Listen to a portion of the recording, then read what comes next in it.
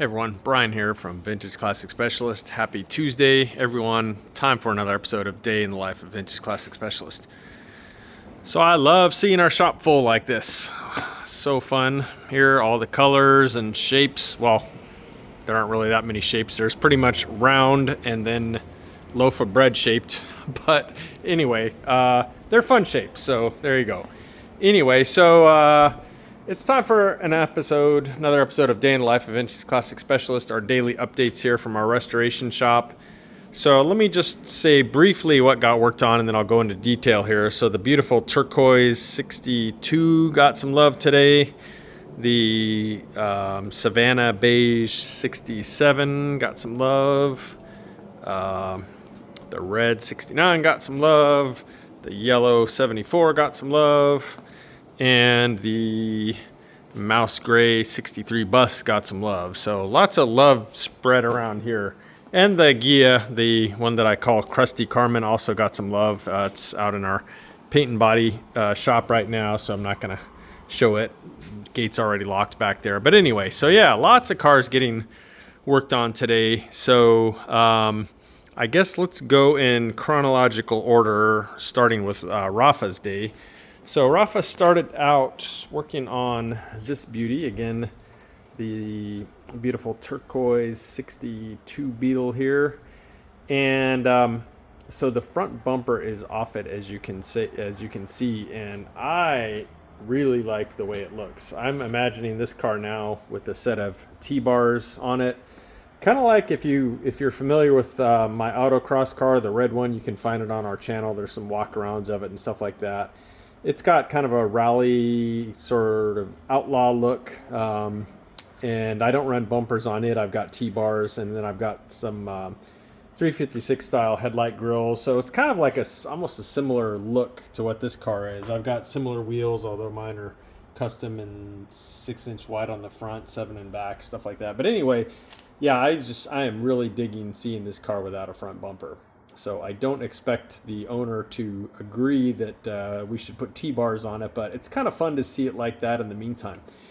Anyway, the reason the bumper is off is because the owner has stated that the car kind of grinds when he's shifting it into reverse, and so he's thinking that maybe something in the shift linkage is a bit wore.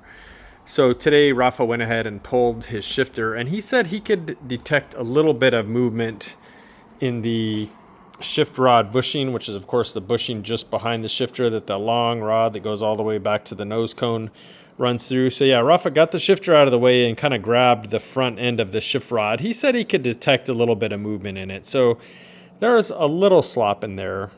Sometimes they're just gone. They just degrade completely, and that was actually the case on the white 66 Beetle that we just sent off. But this one was intact, but just a little sloppy.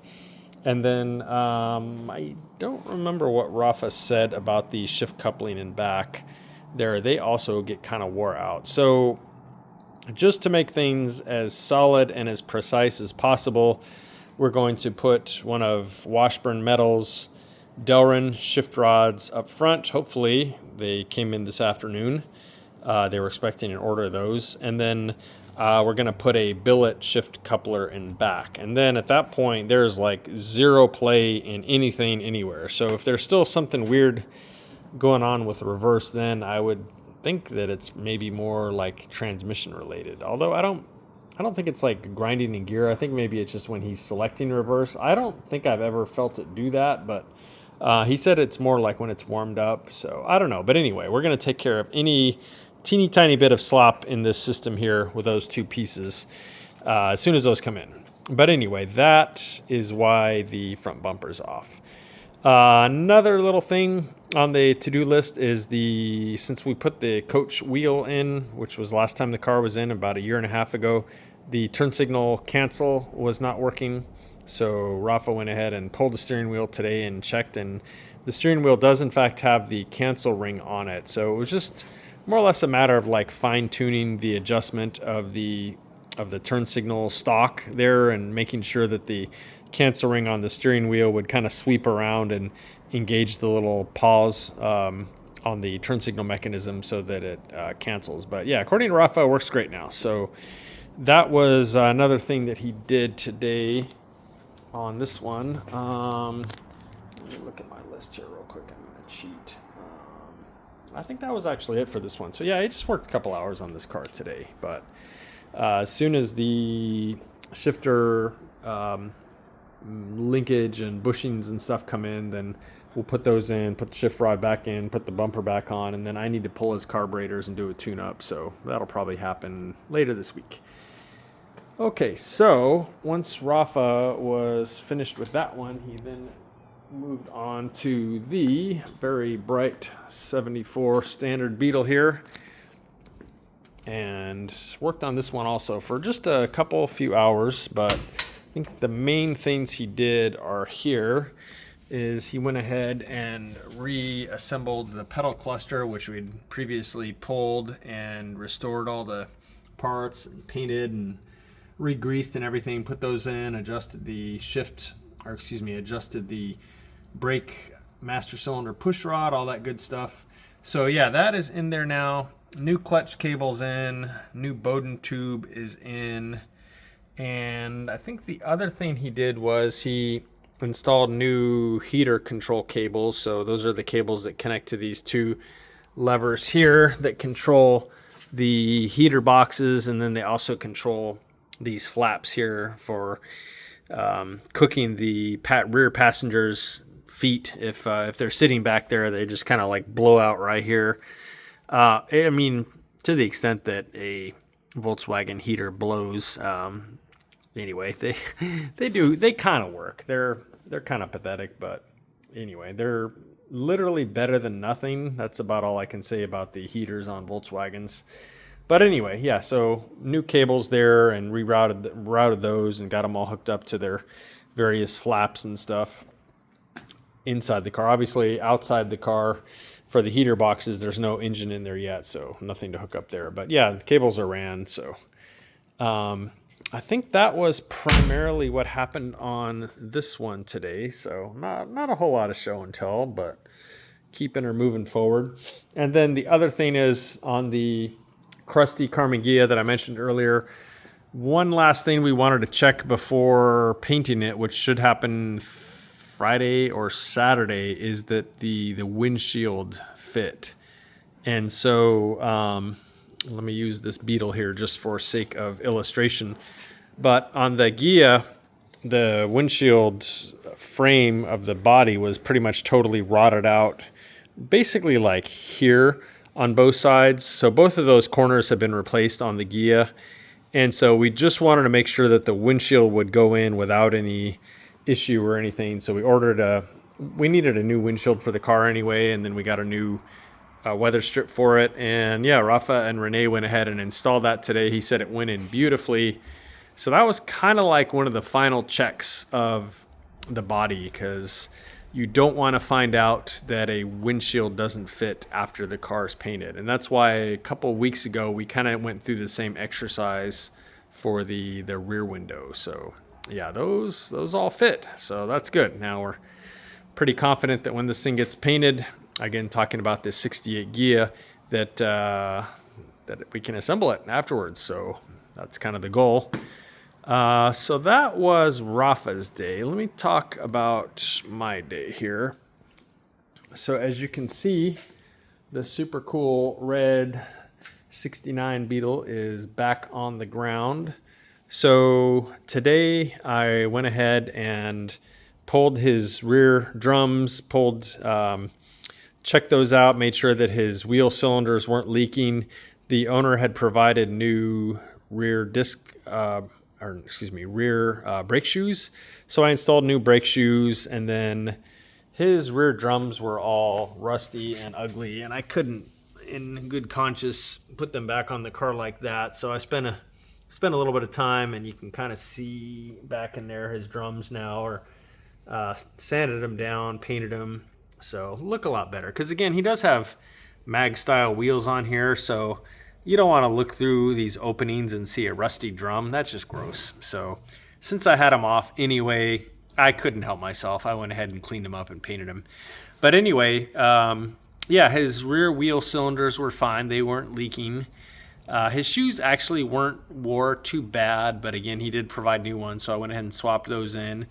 And yeah, adjusted everything on the back brakes, and then Rafa and I pretty much at that point went to town bleeding, and so we'd replaced pretty much the whole front brake system, new master cylinder, the new disc brake calipers in front, well, a whole new disc brake system in front, and then new hard lines in front. So like the entire brake system in front was new, and then in the back, let's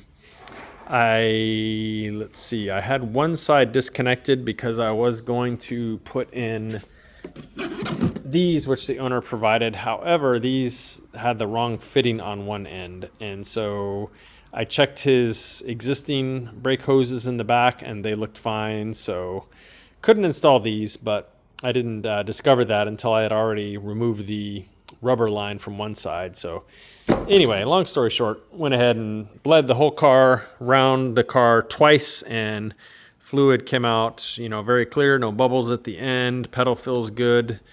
Brakes work good. So far, I've taken the car on just a couple little parking lot drives and felt great. I mashed on the brakes a little bit aggressively one time, and it kind of started locking the front up, so I can tell that the brakes are going to work really well.